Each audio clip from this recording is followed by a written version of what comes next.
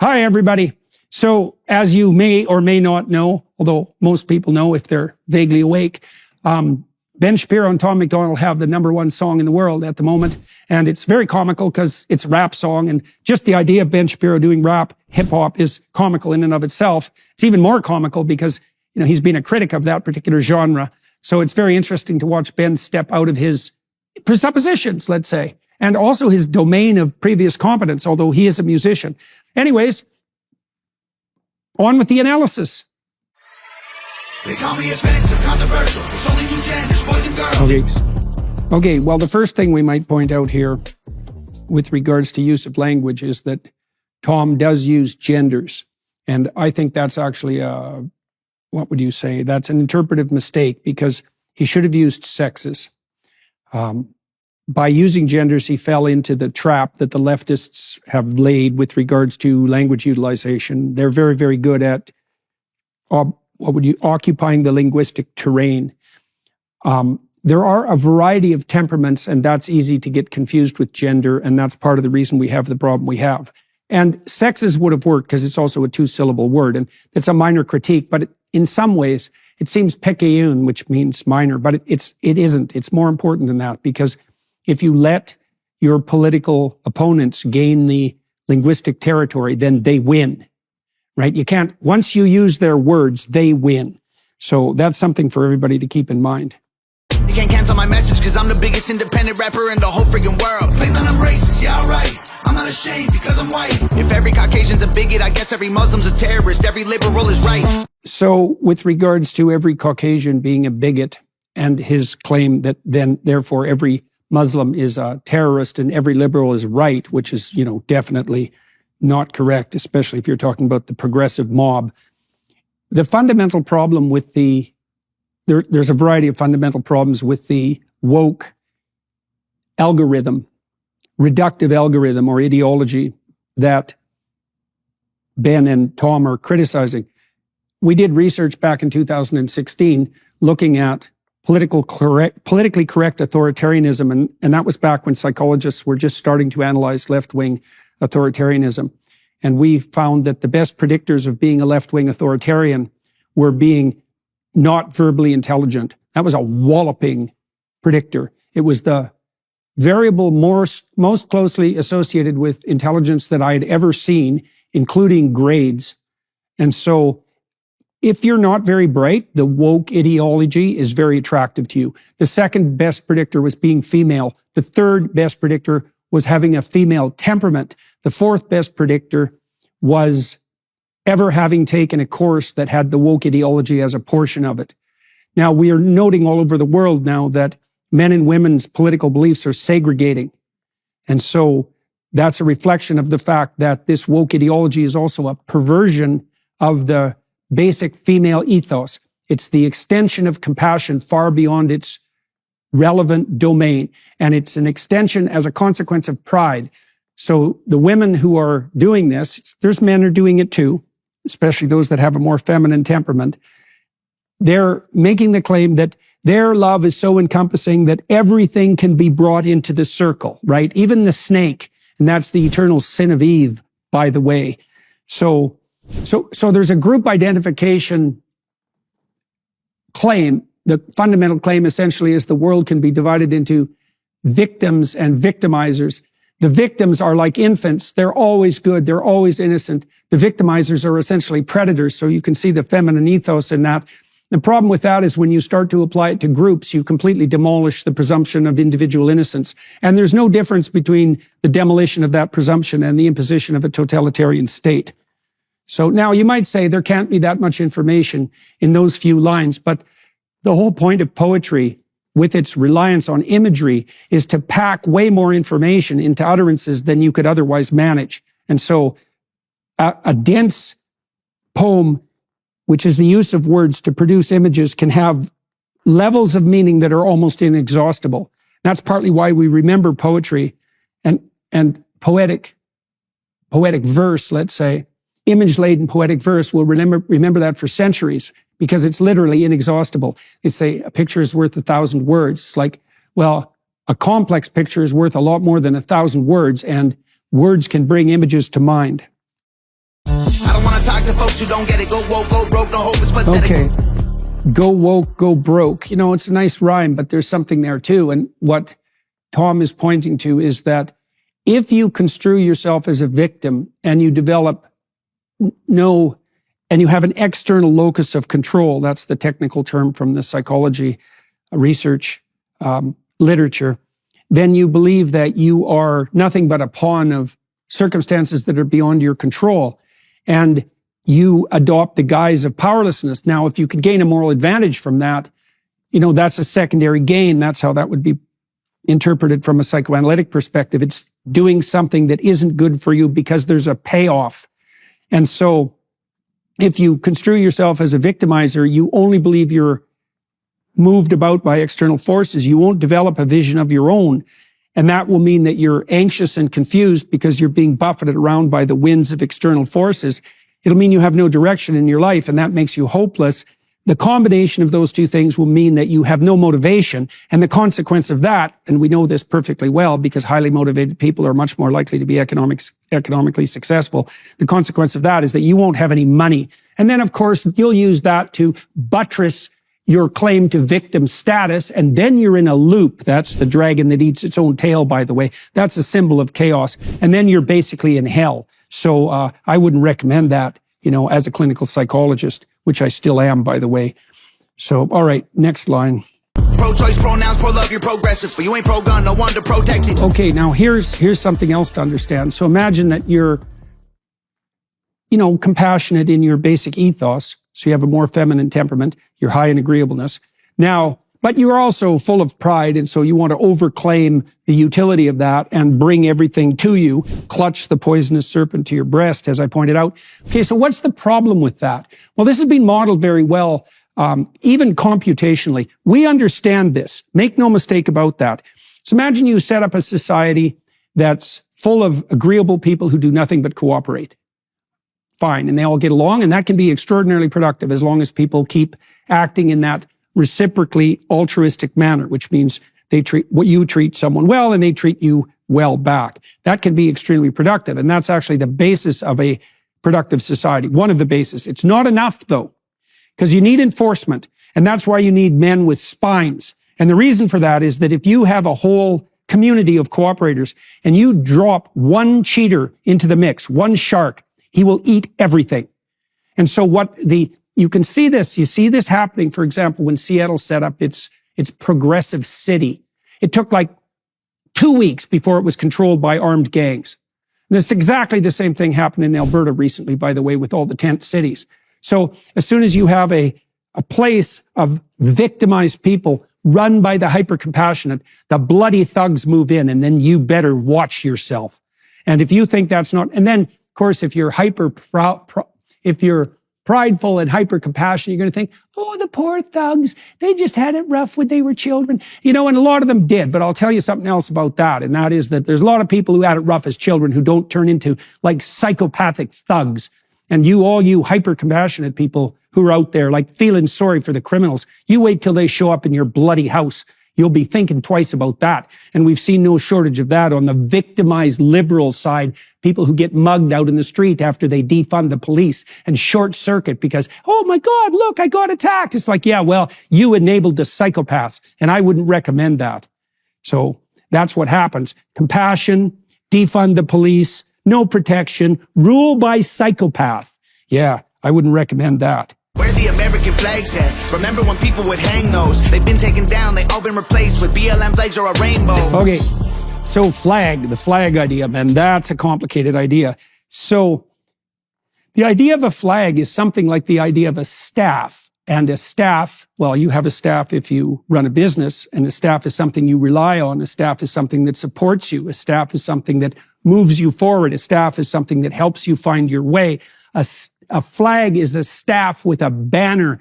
And so the banner is something around which everyone can unite. A flag is a uniting symbol. Okay, so what's a rainbow flag? Well, let's think about it. It's a flag of division, literally, because a rainbow is the division of a unity, what's white, into a plurality, what's a rainbow. And you can't have a unity of plurality. Well, you can in a world where a man can be a woman, you can have a unity of plurality.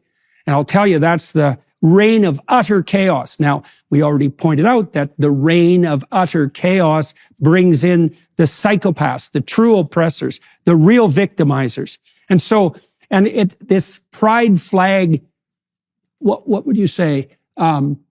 Waving, this proclamation, this praying in the streets, this false moralizing is a way of, once again, proclaiming to the world that your compassion is so overwhelming and inclusive that you can love the whole world, and that's fine except for the snakes. And, you can imagine why women do that, because in some ways they want to advertise to men that they're going to be good mothers, and that is what they're doing, even if they don't know it. And then you might ask, well, why would men do it? And I'll tell you what sort of men do that. The sort of men who do that have no masculine utility whatsoever. And so they ape feminine utility. They act like girls. That's a good way of thinking about it. Then they can be a friend. Well, hopefully a friend with sexual benefits, right? And so loser men use false compassion pridefully as a way of attracting stupid women. And they're particularly good at doing that if they're psychopathic. And the data on that are very clear, because young women, especially naive young women, are much more likely to be sexually victimized by psychopaths and narcissists. And you might ask, well, how will the psychopaths and narcissists close themselves? And the answer is that they're not going to come out with shark teeth on, man, because then you'd know who they were. They're going to tell you how nice they are, how lovely they are, and how they care for everything in the world. It's like, you better take that with a grain of salt, because if you don't, you're going to pay for it. So we'll get back to that particular motif as we progress. This ain't rap, this ain't money, cars and clothes. We ain't selling drugs, we ain't gonna overdose. We ain't pushing guns, ain't promoting stripper poles. We won't turn your sons into thugs or your daughters into hoes. Okay, sons into thugs and your daughters into hoes. Yeah, that's a great juxtaposition, all of that. So the first thing Tom is doing is singing about hedonism, right?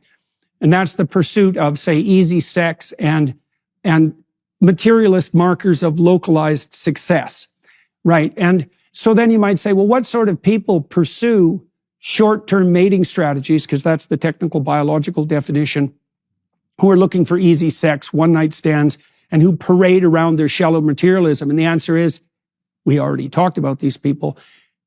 We know this. Short-term mating preference is associated with the dark tetrad. Narcissism, so that's the desire for unearned social status. Machiavellianism, so that's the willingness to use manipulation to get what you want. Psychopathy, so the worst criminals are psychopaths, by the way. Psychopaths are predatory parasites. That's a bad combination. Now, first of all, those were the only 3 traits that were studied, but that didn't work out very well, because it turned out there was a missing variable, and that was sadism. So if you're a psychopathic, narcissist, Machiavellian, you also end up wanting to hurt other people for your own pleasure. And those are the people who are engaging in the hedonistic strategy, right? Short-term pleasure. You see this, and they're the ones that'll enslave you. You see this in the Disney movie Pinocchio. It's beautifully portrayed, because the little thugs, Pinocchio falls in with the bad crowd, little thugs, led by Lampwick, by the way, and Lampwick is a reference to Lucifer, and Lucifer is the prideful intellect, by the way. And so Pinocchio, who's trying to become real, follows Lampwick and the coachman, who's like Satan himself, to Pleasure Island, where they do things like desecrate classic works of art. We've seen plenty of that lately. And they turn into braying jackasses who are then enslaved by dark forces operating behind the scenes. You remember that? Go watch that section of the movie and see if you can figure out what the hell it means. So what does it mean? There's something deep here. This thug-ho thing is extremely deep. So I'm going to read you something that you'll find quite interesting here. So this is from the book of Revelation, and it's quite a shocking account. This is really a hallucinogenic vision. And so this is the vision in Revelation 17:1-8. One of the 7 angels who had the 7 bowls came and said to me, "Come, I will show you the judgment on the great prostitute who sits on many waters." Okay, so the great prostitute is the mother of all prostitutes, right? So it's disinhibited.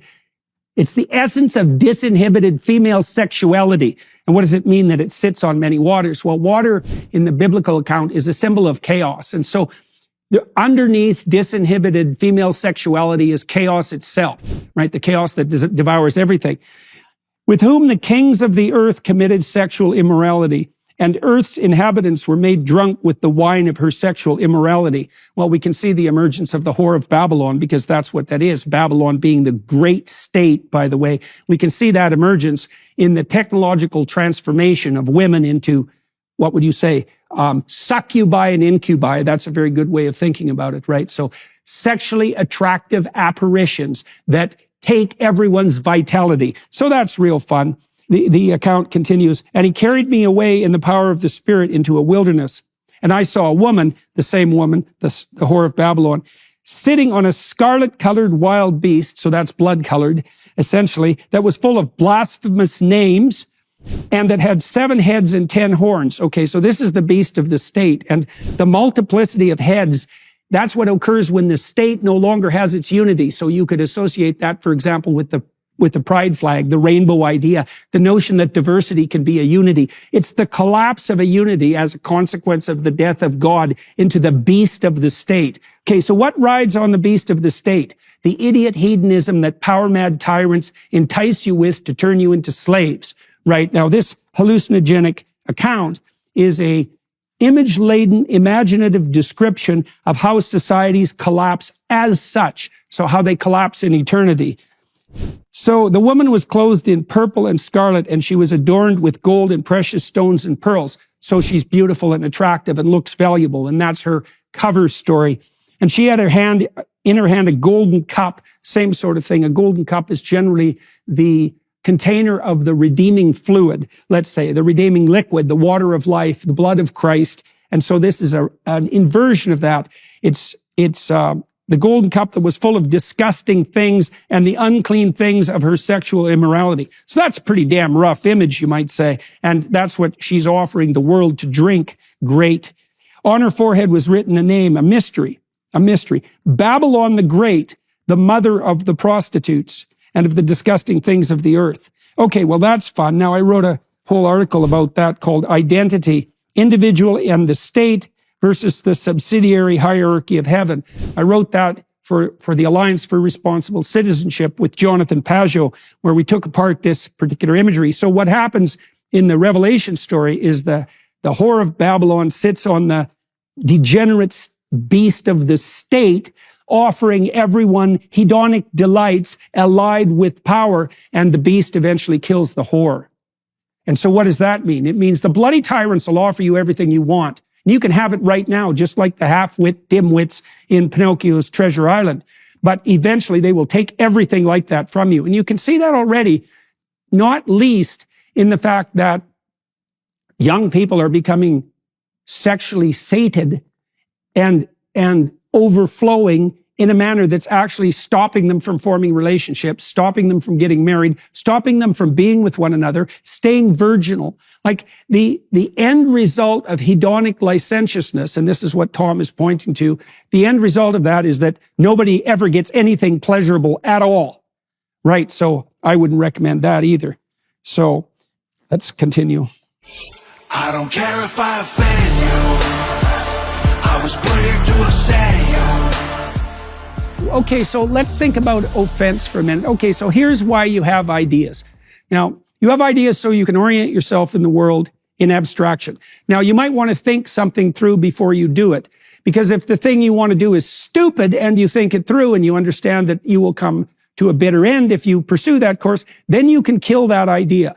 Now, maybe you're kind of fond of that idea and you've invested a lot in it, so there's going to be some goddamn pain when you kill your own stupid ideas. And that'll make you offensive to yourself. Now, maybe you can offer those ideas to other people, and you offer them, you say, what do you think of this? And they go after you hard and they kill the idea. Well, of course, that's going to hurt your feelings because it's part of you that's dying, but it's a stupid part. That doesn't mean there's not going to be any pain associated with it. And so it's often the people who oppose your ideas most dreadfully who are in some sense the force that keeps your stupidity in check. Now, that's not always the case, but it's frequently the case. And so what this means, you have to understand what this means, is there's no genuine critical thought without hurt feelings. Do you understand that? No critical thought without hurt feelings. Okay, then you say, well, we'll dispense with critical thought because we don't want anybody's feelings to be hurt. So then they wander off a cliff and die. And so that's not a good substitute. We evolved thinking so our stupid thoughts could die instead of us. Now, the death of a thought is still something that's associated with a certain degree of emotional dysregulation, because the chaos that thought constrained is released when that thought dies. And the future vision that was associated with that thought disappears as well. And so there's a certain amount of dissolution of hope. But it's better to have your stupid thought die than for you to suffer directly, physically, or even die. And so if we institute a rule that critically minded people, so those would be disagreeable people, the same people you rely on, by the way, if you're compassionate, to protect you from the idiot hedonistic thugs, if you forbid people's ability to speak in a manner that some, especially the prideful victimizers, regard as offensive, that's no different than stopping them from being able to think critically. And, thought has three components. You ask a question, you receive an answer, but then you have to evaluate the answer, and you evaluate the answer with critical thinking. And insofar as you do that, you're going to cause emotional distress. You're going to be offensive. So now when Ben, the entire song rotates around the notion of facts and facts versus feelings. Well, feelings can orient you in the world, right? They give us a first pass, low resolution, quick, instinct-laden manner of evaluating the world. Literally evaluating it, telling the difference between what's good and what's not. But we've allied that with a much more differentiated communication system that enables us to build a representation of something approximating the objective world.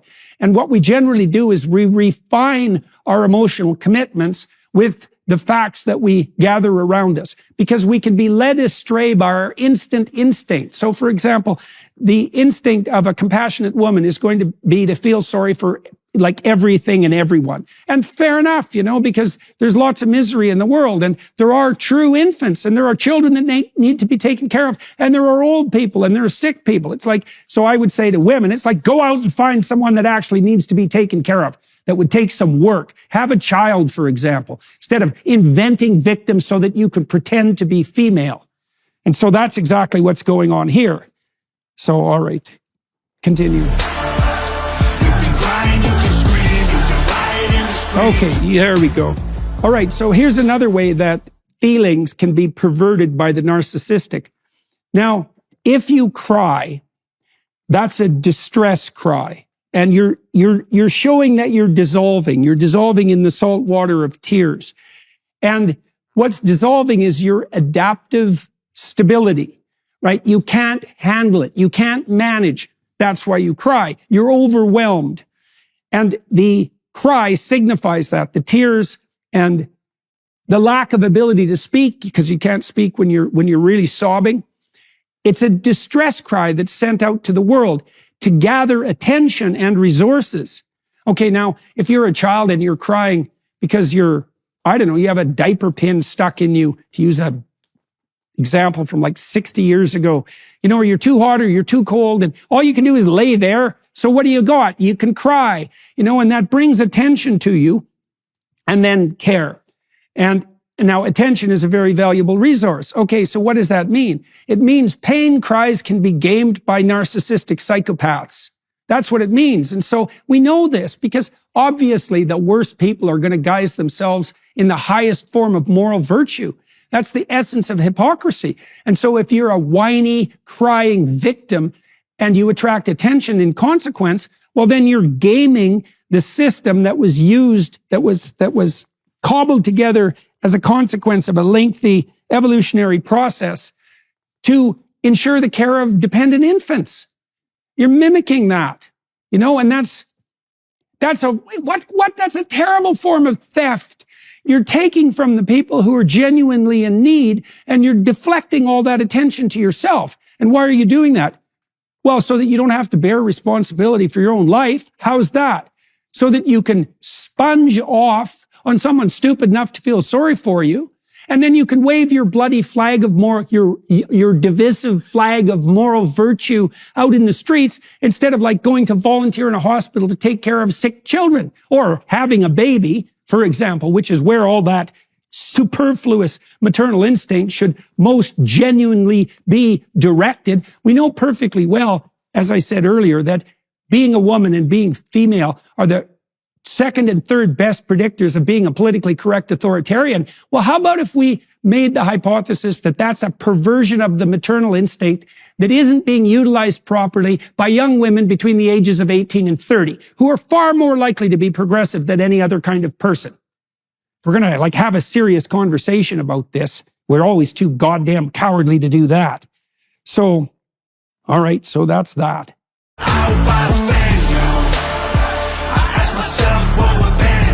Okay, so Tom asked, what would Ben do? Now, this brings us to a discussion of personality. So it's one of the things that makes this video so compelling and interesting is that Ben and Tom are quite different in personality in a subtle way, although the overt manifestations of that aren't subtle at all. Tom is a crazy looking bastard, metal teeth, tattooed to the hilt, crazy hairstyle, like he's quite the monster. Now, I did a study at Harvard 40 years ago, with a colleague of mine. I won't say her name because I don't know if she would be happy about it or not. I mean, we're still friends, but anyways, we didn't publish this study, unfortunately, but this study was done just when piercing and tattooing entered the mainstream, and it was starting to become a fad, a contagious fad. And so we were interested because we were both personality psychologists and psychopathologists in whether or not that proclivity to tattoo and to pierce was a marker of psychopathology, potential for mental illness or maladjusted personality. Now, we thought it might be because up until that point, all of that had been part of like circus subculture or prison subculture. There was a subculture that was characterized by piercings and tattooing, but they were always outsiders. Often the outsiders who run amusement parks, for example, often carnies or prisoners. So the genuinely marginalized. Now, what we found was that there was no association between that proclivity and psychopathology, but that it was a marker for the fifth personality dimension, openness, which is essentially openness to experience is the technical name. It's a combination of imaginative creativity and aesthetic sensibility and interest in ideas and verbal fluency. And that's where Tom and Ben really split. They're both very, very high in openness because they're very creative people, and that's associated with verbal intelligence. And being able to rap is a marker of verbal intelligence and verbal fluency, which is associated with the ability to articulate, and that in turn is associated with a high probability of success in the world. And so part of the reason that rap artists are attractive is because they're manifesting their intelligence in a creative way, and that's a signal of their general utility. It's a display of their intelligence. Now, Ben and Tom do this in very different ways. So you could imagine that Tom is an imaginative genius, right? He's the same kind of strange character, let's say, as Marilyn Manson and David Bowie and Mick Jagger and Russell Brand, for that matter. These extremely showy people who are geniuses of imaginative association, right? And so they're working at the level of the dream. They're in the image domain. And now they can translate that into words to some degree as well. And that makes them poets. So a poet is an intermediary between the semantic and the linguistic and the imaginative.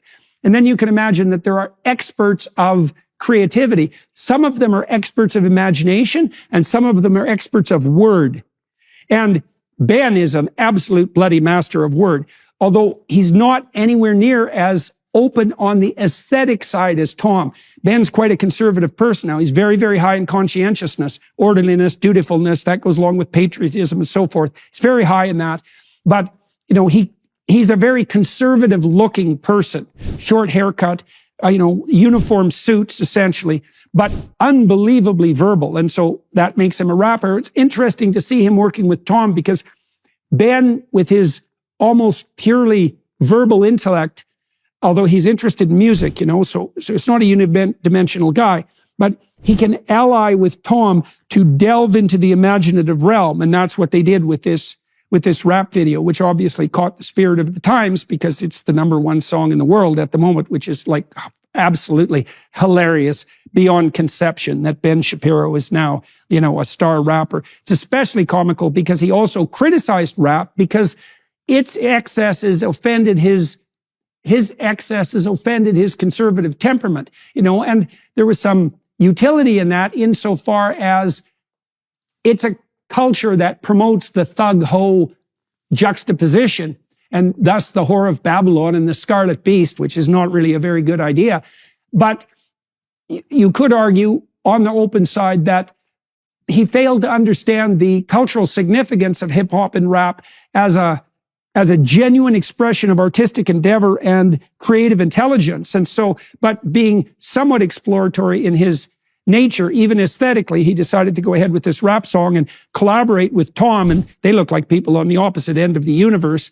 And the collaboration produced something that was quite stellar. Now, you can take tremendous liberties with your imagination, right? So that's what creativity is. Tremendous liberties with imagination. You can dream all sorts of insane things. Well, why? Because you don't act them out. When you dream, you're literally paralyzed. So you can't go around and act out your stupid imaginative ideas and die, right? And so, but you experiment like mad. Now, the problem with that broad experimentation is that a lot of it's going to be noise rather than signal. A lot of it's going to be off the mark. So then you might ask, well, how do you see which of your creative ideas, the plenitude of creative ideas that you've produced, are off the mark? And one answer is you talk to other people and you get their critical feedback. But that's particularly useful when you're doing that with someone like Ben, because Ben has a very, very high level of verbal intelligence, like it's off the charts, and verbal fluency as well. But he's also quite disagreeable, impolite. And so that means he'll tell you what he bloody well thinks. And you might say, well, that's pretty hard on me. It's like, no, it's hard on your stupid ideas. Now, if you're desperately identified with your stupid ideas, then that's going to feel to you like a death, And so, and you might fight to the death to protect yourself from that happening. But that's not wise, because you should subject your ideas to stress test. So Tom's radical imagination has allied itself with his admiration for Ben. And I don't just mean within this video. Obviously, Tom is an admirer of Ben. And the reason for that is because Tom has enough humility to subject his wild imagination to the critical evaluation of the intellect. So openness to experience bifurcates into interest in ideas and interest in aesthetics. And the really wild creative artist types are high in interest in aesthetics. Women are slightly higher in that, by the way, too. And they're interested in fiction, for example, compared to nonfiction. And they're interested in people rather than things. That all stacks up on that side of the openness equation. Whereas the more cut and dried intellectual types like Ben, they're less elusive in their thought processes, and they're more allied with the forces that criticize thought and hone it rather than generating in it in this imaginative sense. Now, that's a lovely playoff, right? Because you're in a stellar position if you can have a collaboration in your own mind like the one that Tom and Ben established, where you have someone who's wildly creative talking to someone who's wildly critical, because then you get a plethora of ideas and you can kill all the stupid ideas off until you're left with just the shining examples of the most brilliant ideas. And then you don't die because you're stupid and imaginative, and everybody benefits from your creativity. So anyway, so that's why Tom is turning to Ben, and that's one element of the creative logos turning to the other.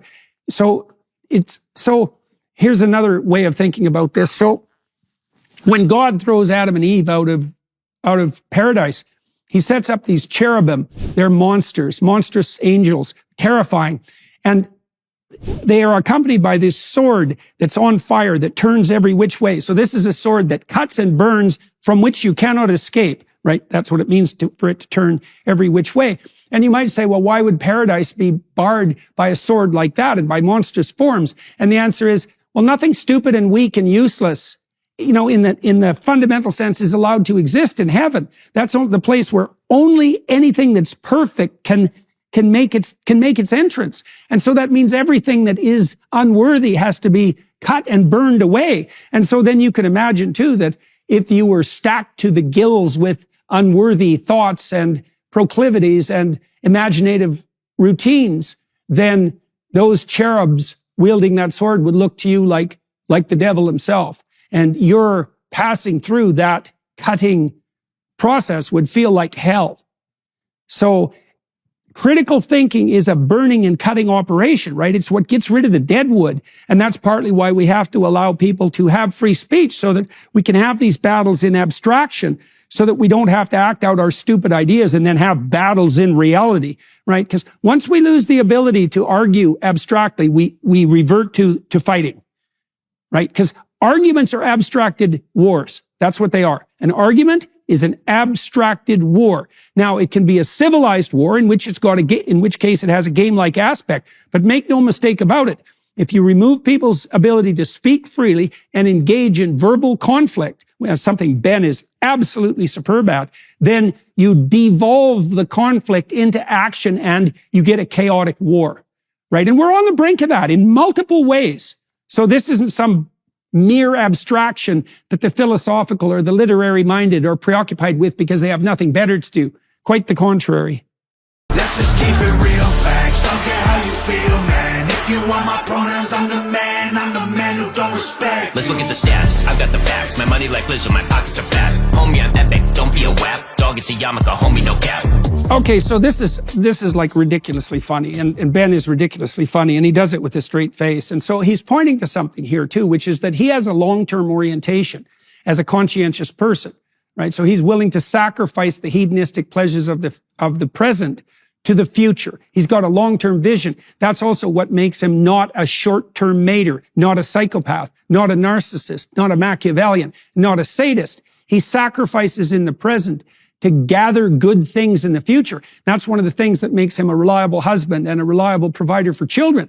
And what he's trying to point out to the people who are listening in his tongue-in-cheek manner and quite comically is that, you know, you can pursue hoes and cars and flashy gold and live in the moment like a overgrown 3-year-old or even a 2-year-old, or you can learn how to make the proper sacrifices and you can grow the hell up and you can have an eye to the longer term, which is exactly what happens once you start to care for children. And then what the wealth that is genuine wealth starts to accrue to you.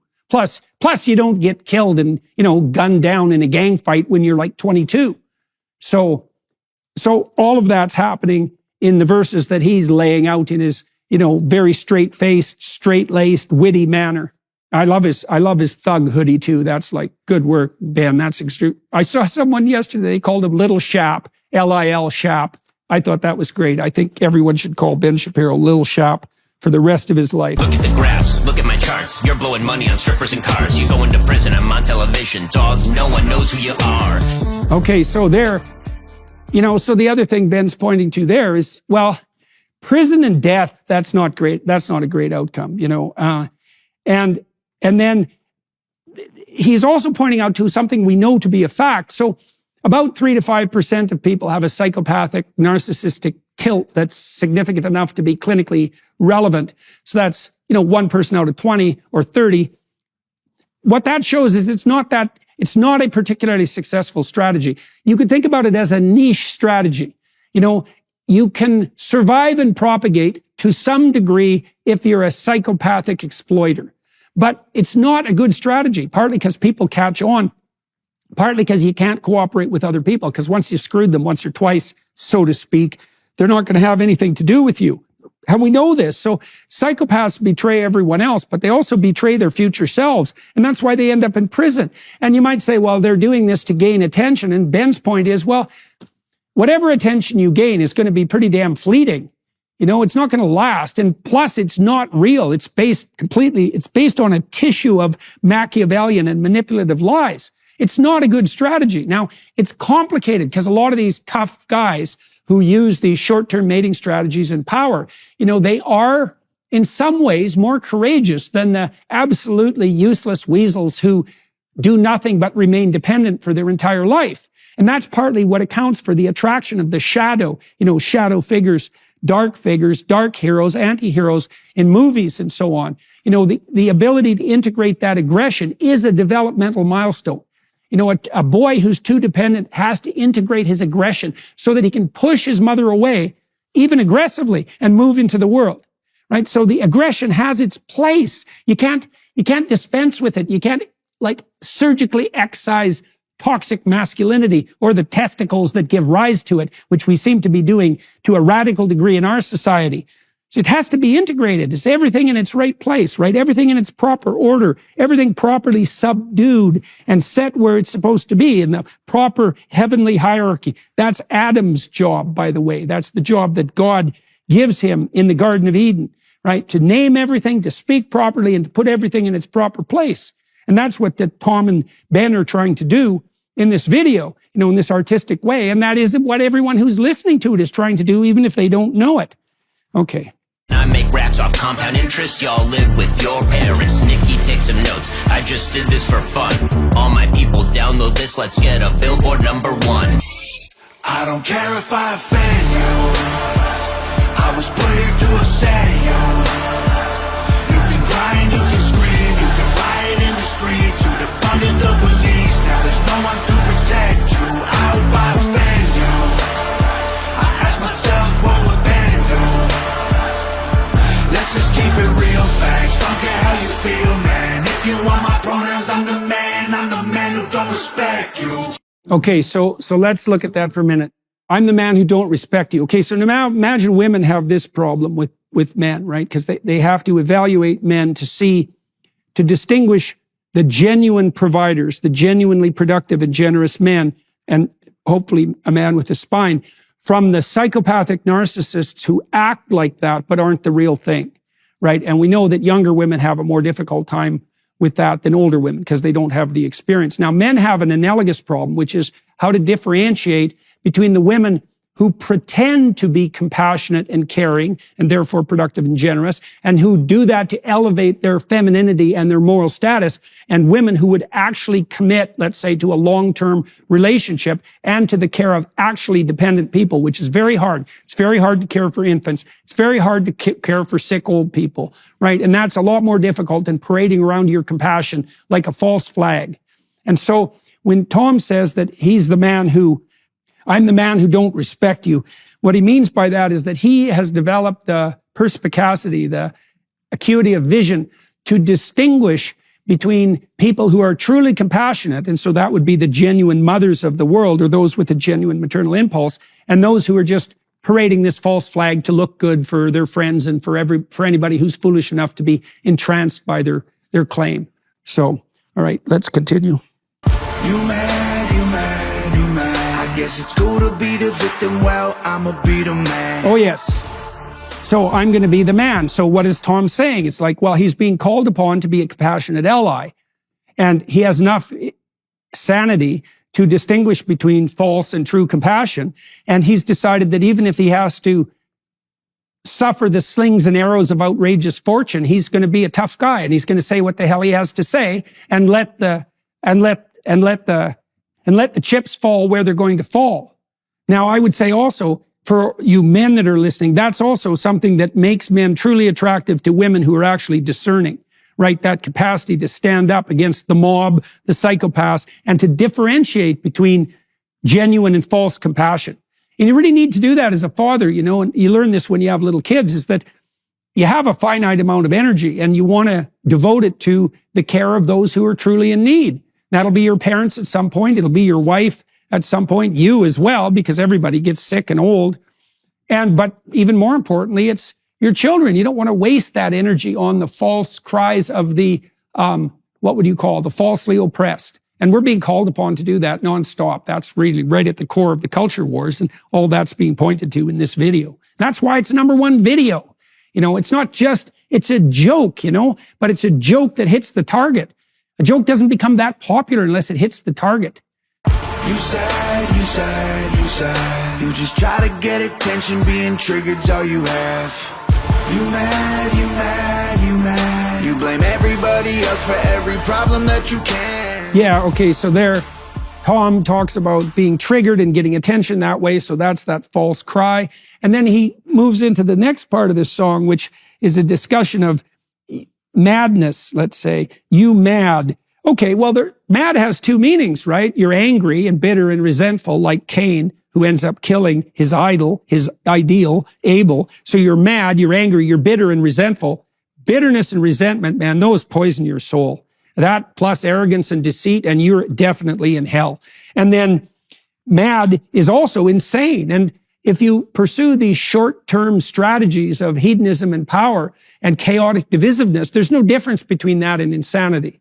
So the madness goes two ways. And of course, as you descend into madness, you're going to become more angry and destructive. And then you get another vicious circle going. So yeah, that's not good.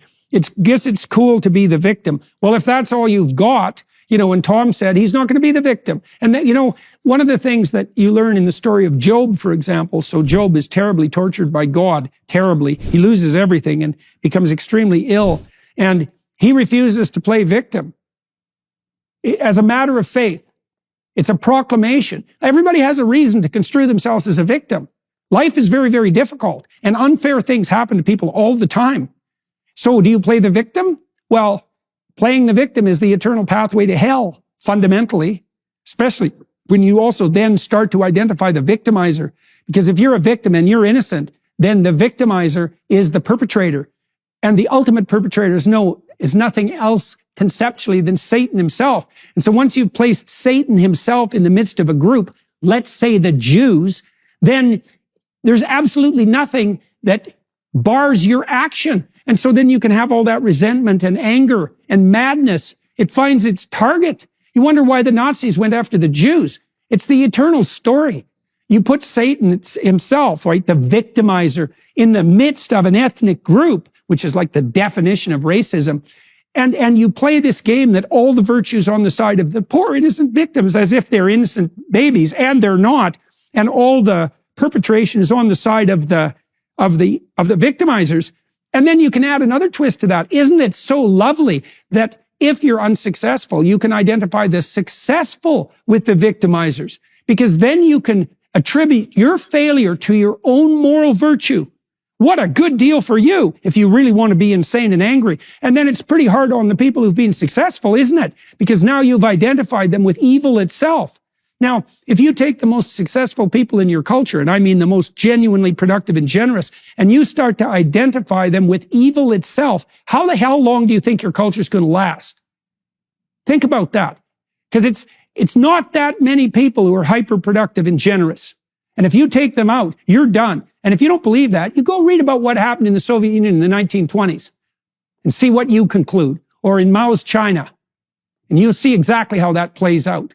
And you might think if you're a bitter, resentful, angry, mad, sad victim, well, it's worth it because the whole goddamn system is so corrupt it should be burned to the ground. It's like, fair enough, but you'll be one of the people who's thrown by your carnivorous allies onto the fire first, along with everyone you love. And I wouldn't recommend that. You said, I will never say I'm sorry, I ain't taking nothing back. I don't care if I offend you, I was put here to upset you. You can cry and you can scream, you can riot in the streets, you defunded the police, now there's no one to protect you. I hope I offend you, I ask myself what would Ben do. Let's just keep it real, facts, don't care how you feel, man. If you want my pronouns, I'm the man who don't respect you. Okay, so there's one other thing I'll point to, and we'll draw this to a close. Let's just keep it real. The postmodern ethos that's allied with neo-Marxism, this insistence in a victimizer-victim dichotomy, is also allied with a philosophical claim. And the philosophical claim is that meaning itself is only cultural, and that it's also only instantiated in language. And if you accept that, well, then you can play the game of assuming that gender, for example, is nothing but a cultural construct and that people can be anything they say they are. Because you're making the claim that the world's reality is instantiated entirely in the semantic or the linguistic. It's the ultimate pretension of the Luciferian intellect. It's a good way of thinking about it. When Tom says, let's just keep it real, what he's pointing to is the existence of levels of reality underneath the purely linguistic.